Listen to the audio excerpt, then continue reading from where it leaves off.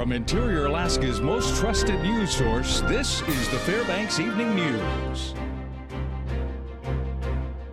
Good evening, Fairbanks, and thank you for joining us. Our top story this evening: not guilty pleas for a 60-year-old Fairbanks man in jail for sexually assaulting a woman at a Cushman Street facility for the homeless. That's right. According to the Alaska Court System website, Ronald Edward John has an extensive criminal history that dates back to the mid-1970s. John was arraigned this afternoon in Fairbanks Superior Court, charged with a single count of second-degree sexual assault. He remains in jail on a no-bail status pending trial, which is set for November. According to Fairbanks police, they got word of the alleged assault that took place at the Housing First facility. The alleged victim told police that John assaulted her and she was unable to fight him off. Police say alcohol played a major role in the alleged incident.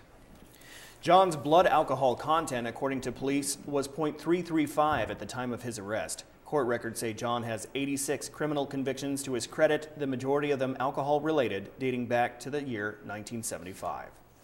Trial for an alleged rapist gets underway Wednesday morning in Fairbanks Superior Court.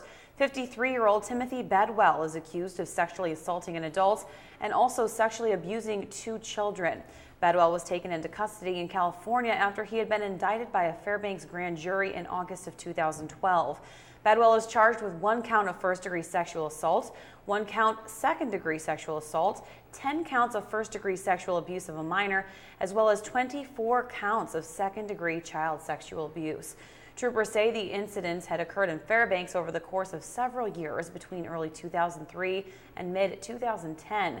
During the investigation, they say Bedwell fled the state and had changed his name when he was apprehended. The Borough Transportation Department wants to hire a new full-time employee for their Van-Tran program. They say it will give dispatchers more time to schedule rides and manage driver hours. The director of Borough Transportation, Glenn Miller, says most other agencies across the nation follow this model, but we don't.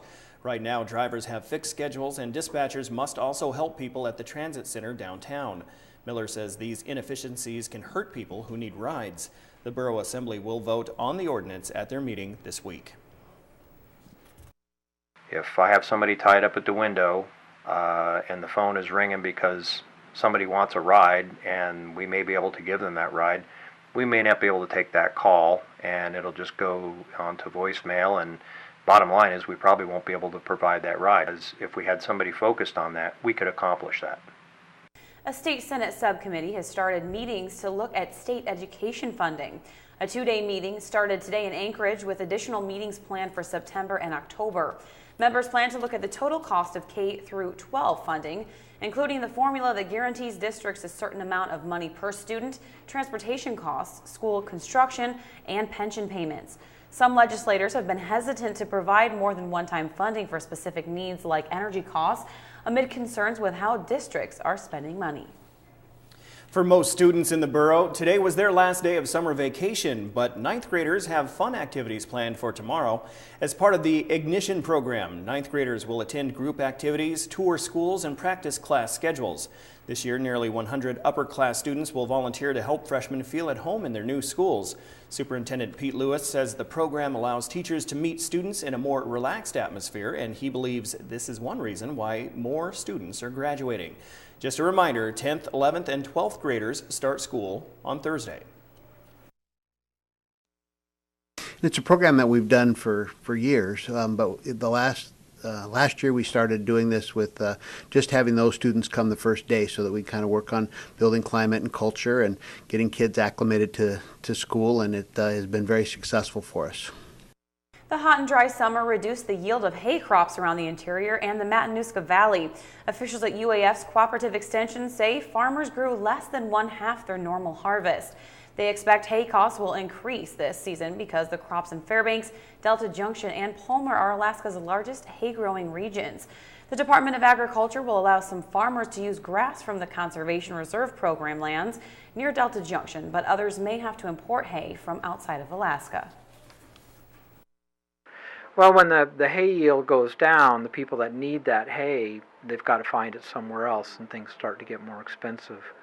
And so there's concern, people that have a lot of horses or cows, they've got to have a lot of hay to get them through the winter.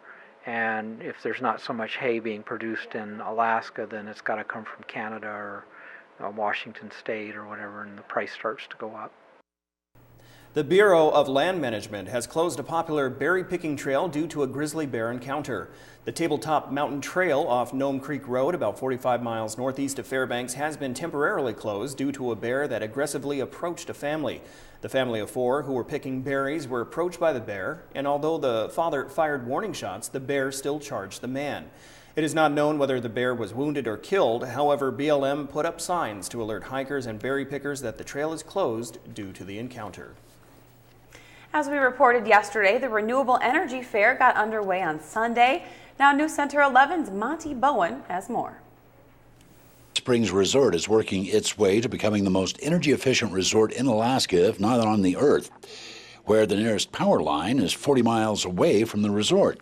We're striving for total self-sufficiency, and people can see everything that's happening around here. I mean, you can just walk around and absorb it.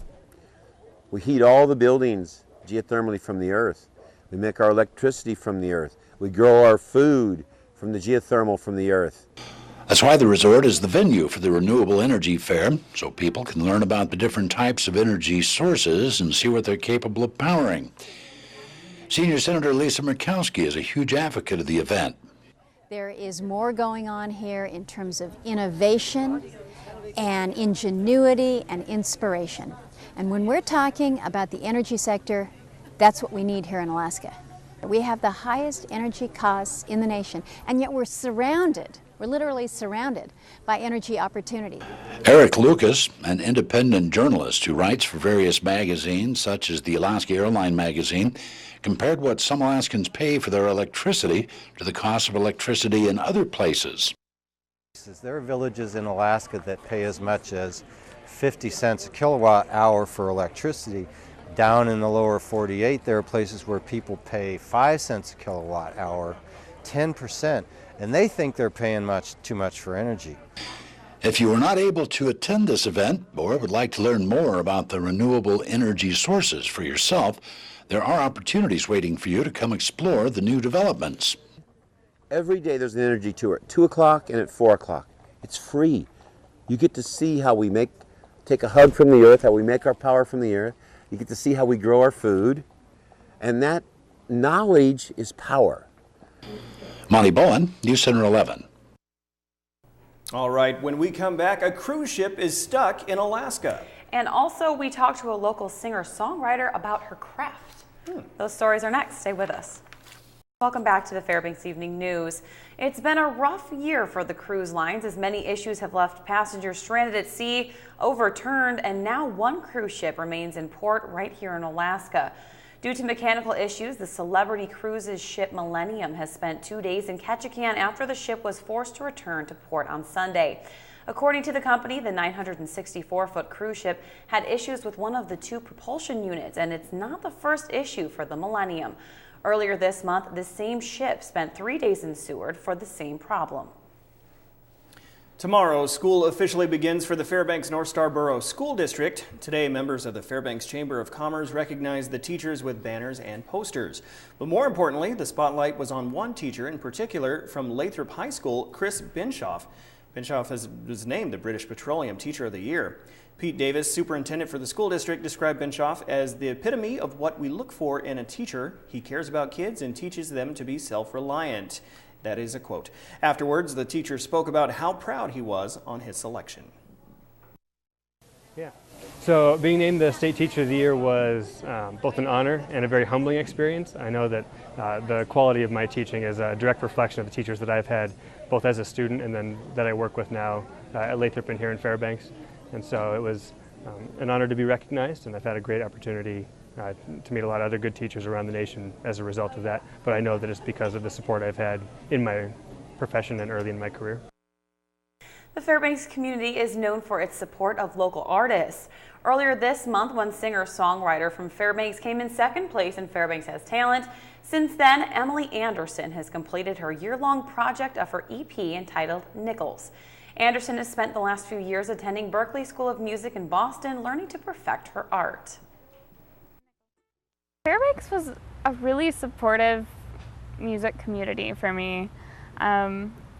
I feel really lucky that I just got so much love and, support, for lack of a better word, from my friends and my family. And for such a small town, we really do have a really active arts community.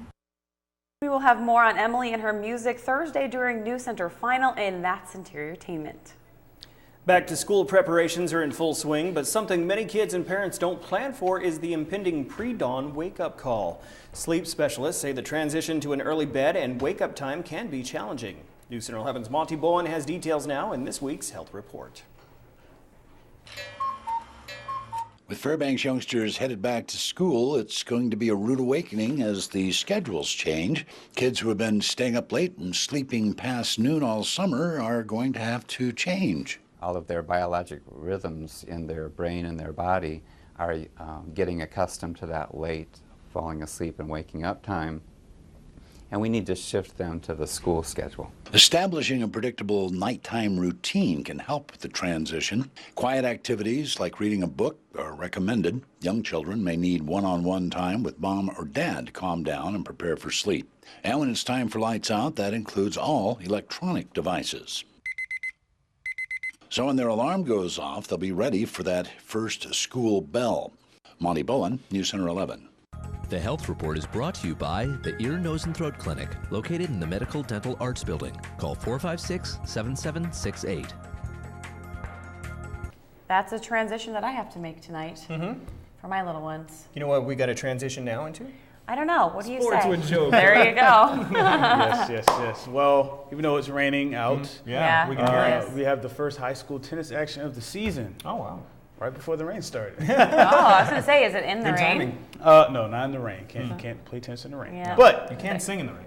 yeah, sing in the rain. And also we have some cross-country results for some of our local prep winners as well. Then we get on our bikes for some state BMX action. Wow. All that and more coming up next.